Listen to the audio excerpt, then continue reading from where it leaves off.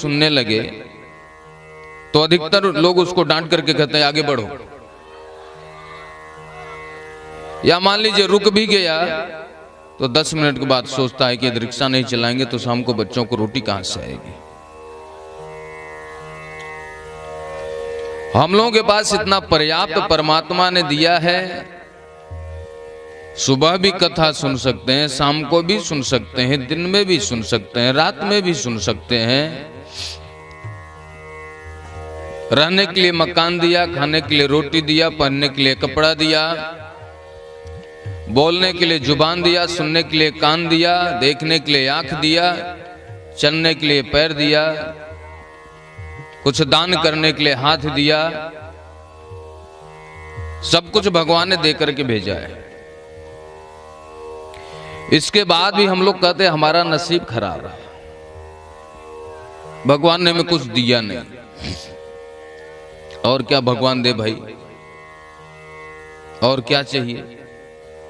एक अंधा व्यक्ति है, रोड से जाता है, लोग आवाज लगाते हैं भैया बगल हो जाओ।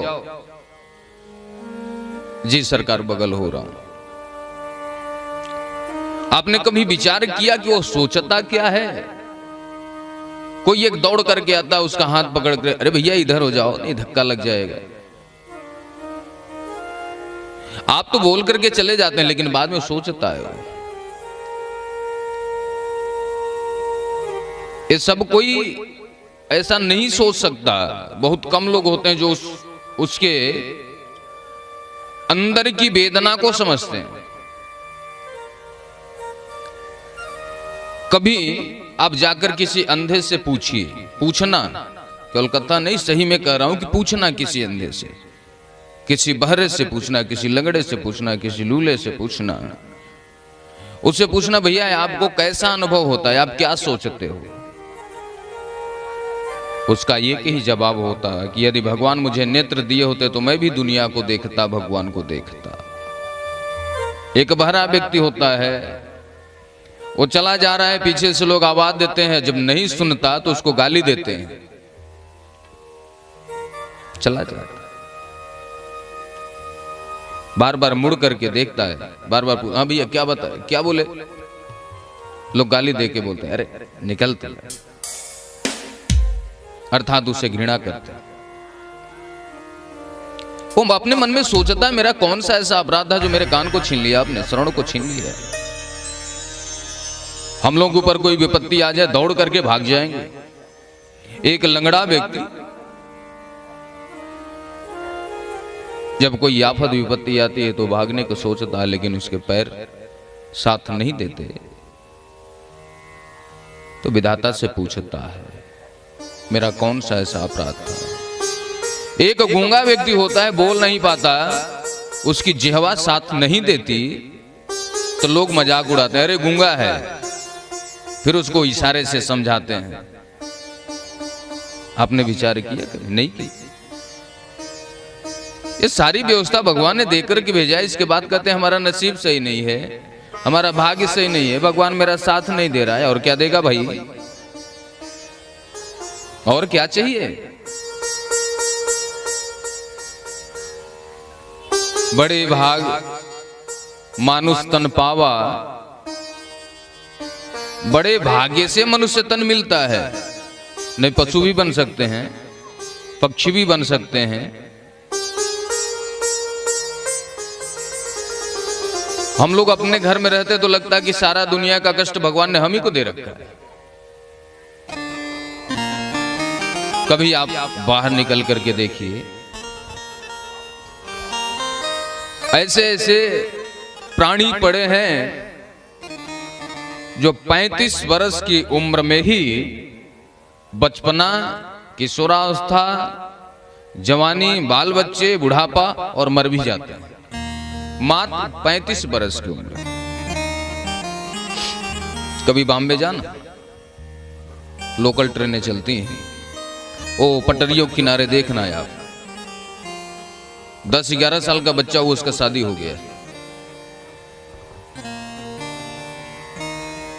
15-20 साल के अंदर उसके बच्चे हो गए। बचपन से ही गांजा, अफीम, चरस आदि नशा 15 साल की उम्र में लग रहा है कि ये 70 साल का हो चुका है। 30 जाते जाते अपना होश खो देता है, कहां पे बैठूं कहां पे उठूं, और 35 जाते जाते मर जाता है।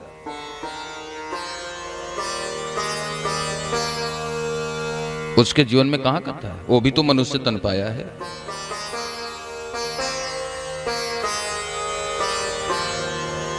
कटोरा लेकर के पटरियों के किनारे बच्चे रोटी मांगते हैं, पैसे मांगते हैं, कोई चावल दे देता है।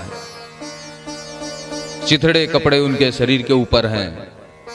हम लोग इतने रजाई, गद्दा, रूम हीटर, फलाना ढेकाना सारी व्यवस्था करके सोते हैं, फिर भी कहते हैं ठंड लग रही है।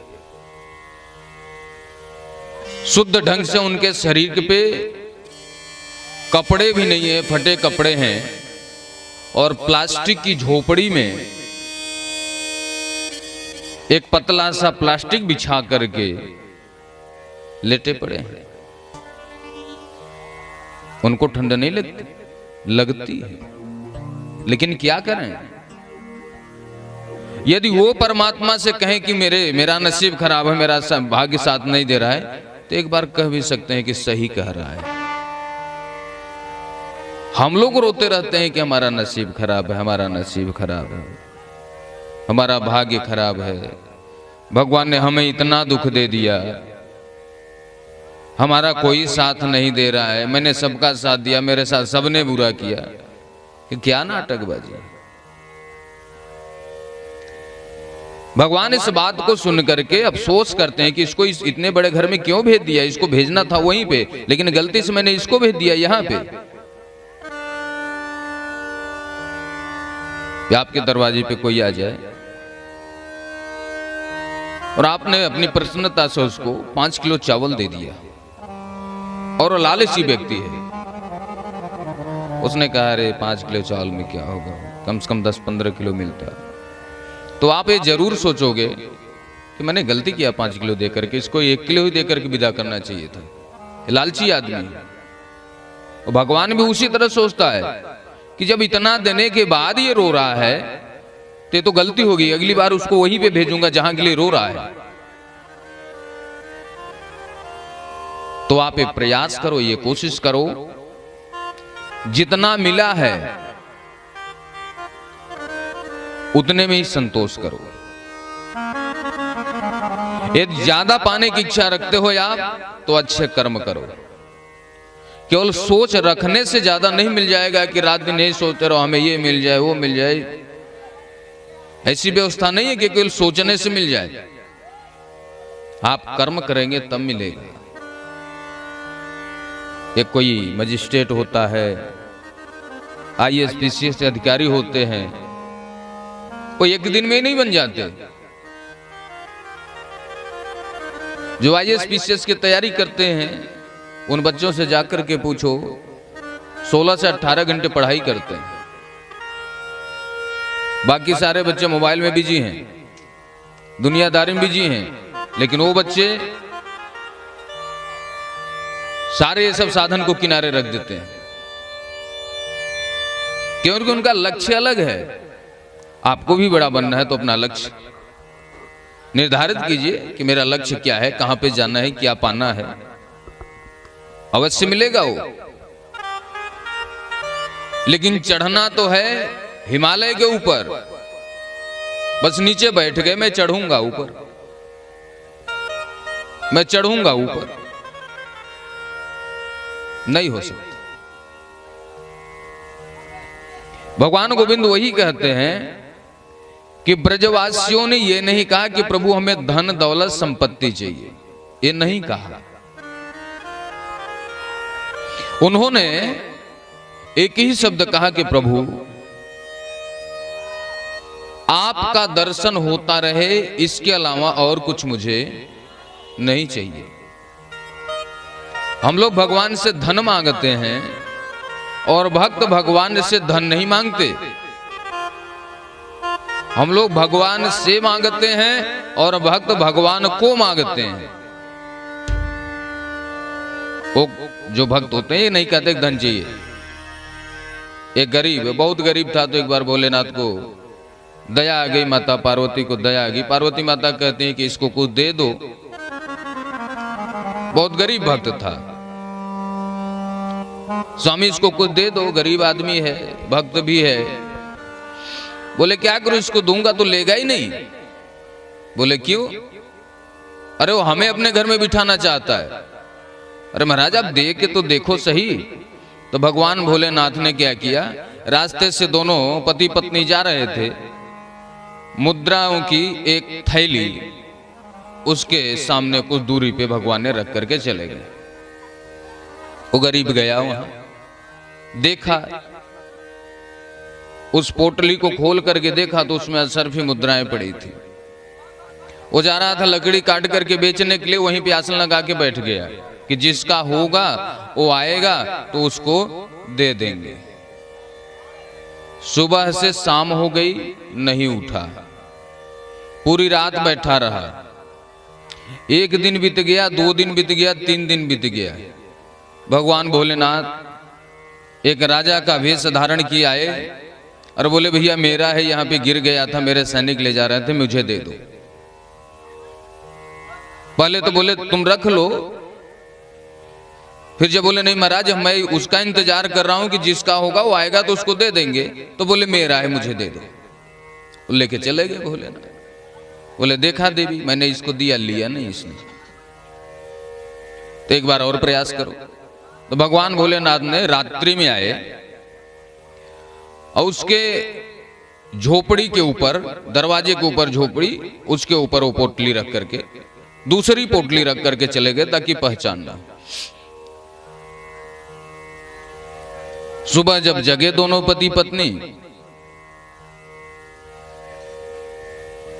दोनों ने देखा कि एक पोटली यहां पे पड़ी है। ये कौन दिया है भाई धन, किसका है ये? तो उस धन को, उस पोटली को लेकर के वो पहुंच गया राजा के पास। बोले महाराज हमारे घर में किसी ने पोटली डाल दिया था, ये मेरा नहीं है, इसको आप राजकोष में ले लो या आप पता करवा के दे दो उसको।